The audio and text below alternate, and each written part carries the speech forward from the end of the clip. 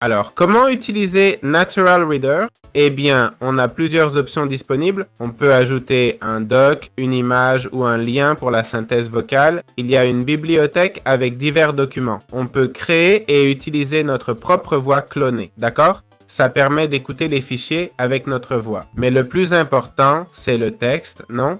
Prenons un texte. Le voilà, d'accord? Je vais le coller et appuyer sur Play. Et là, il va nous le lire.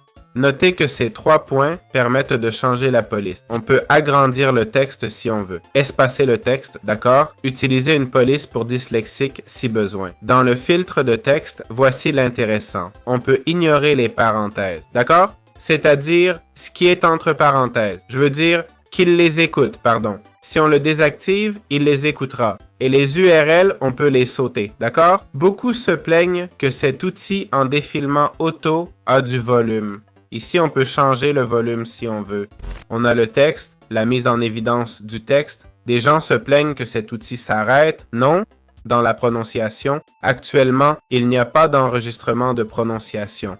Pour éviter les pauses, supprimez les points avec Ctrl plus F, d'accord? Ici, on n'est pas dans Google Doc, mais si on y était ou dans un bloc-notes, allons dans un bloc-notes, Ctrl plus V pour coller le texte. Ensuite, on va dans Édition, Remplacer, Ctrl plus H, d'accord? On sélectionne le point et on clique sur Remplacer tout. Tous les points sont enlevés, sans sauvegarder et on colle. Vous voyez, il n'y a plus de points. Ainsi, il ne s'arrêtera plus à la fin de chaque phrase. C'est aussi simple que ça.